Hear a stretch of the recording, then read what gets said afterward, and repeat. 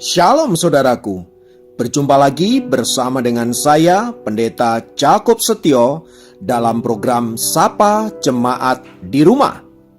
Kali ini kita akan bersaat teduh bersama-sama. Mari kita berdoa. Tuhan, kami rindu kuasa firman-Mu melawat setiap kami, dan biarlah hidup kami senantiasa dituntun oleh kebenaran firman-Mu, sehingga kami tetap ada di dalam on the track-nya Tuhan, dan mengalami berkat-berkat maksimal yang Tuhan telah siapkan bagi hidup kami. Berfirmanlah Tuhan, kami siap diberkati oleh Engkau, dalam nama Yesus. Haleluya, amin.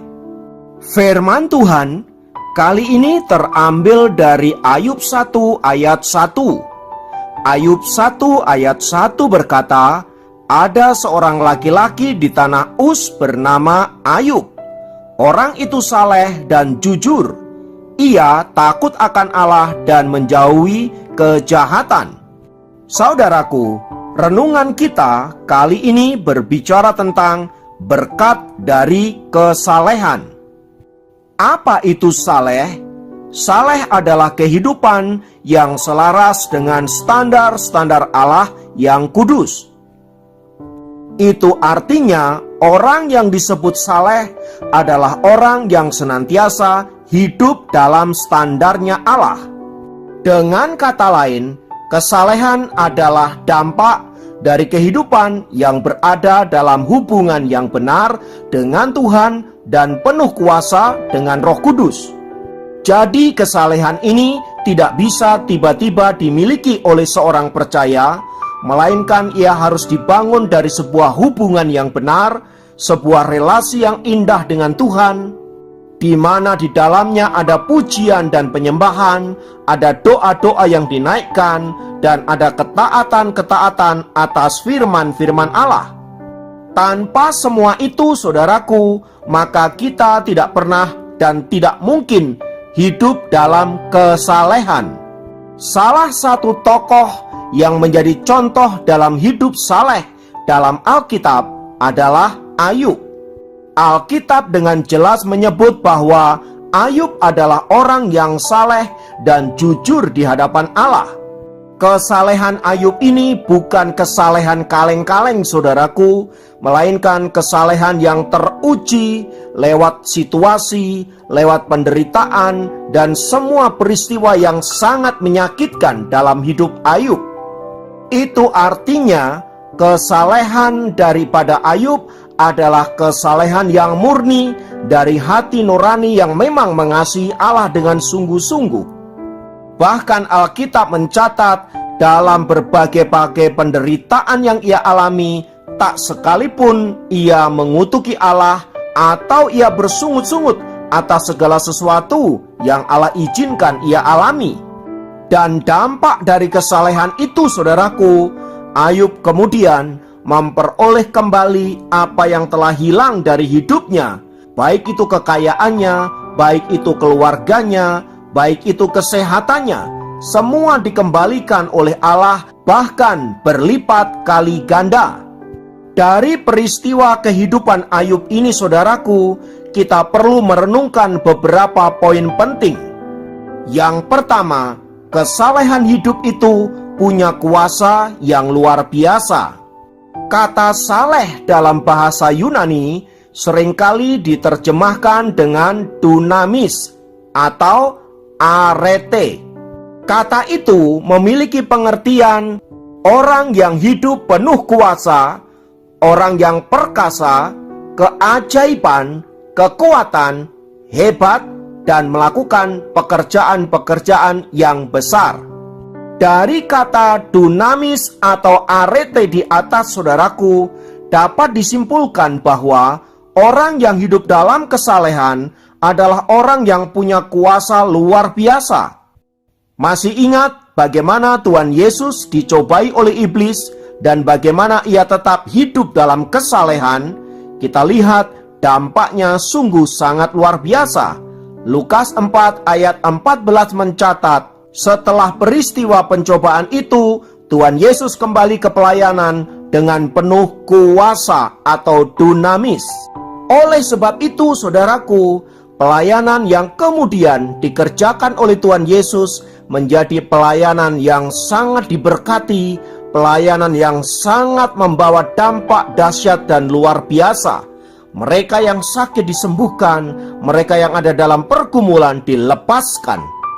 Semua itu terjadi karena ada dunamis atau kuasa dari kesalehan hidup yang dipraktekkan oleh Tuhan Yesus.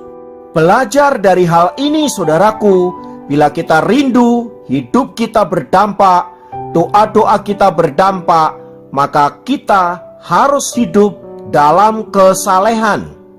Ingat, firman Tuhan di dalam 1 Korintus 4 ayat 20 berkata, sebab kerajaan Allah bukan terdiri dari perkataan, tetapi dari kuasa atau dunamis.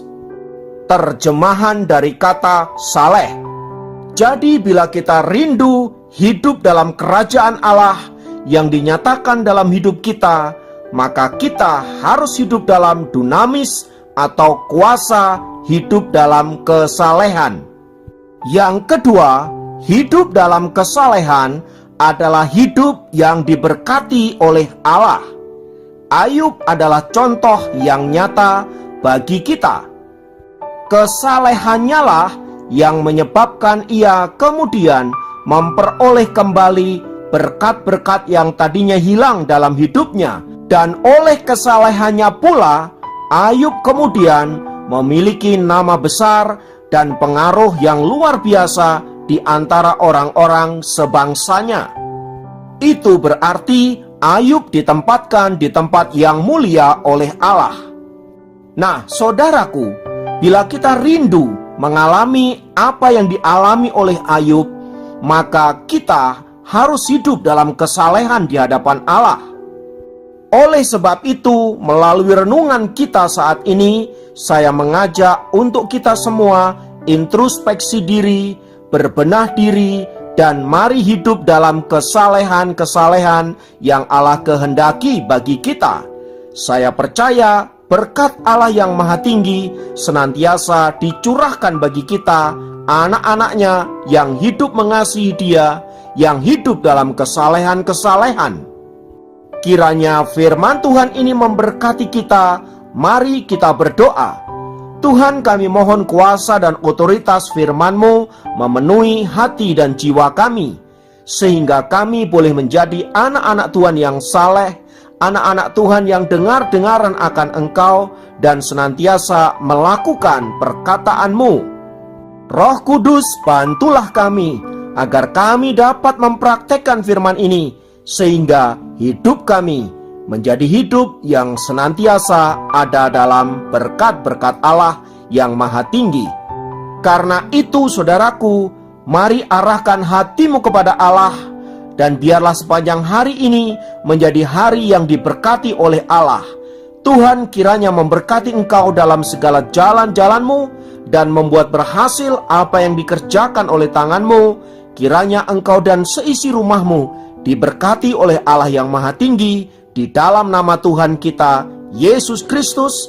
Haleluya. Amin. Demikian program Sapa Jemaat kali ini. Sampai jumpa dalam program Sapa Jemaat yang lain. Tuhan Yesus memberkati. Roh-Mu yang hidup penuhiku, mengalir dalamku.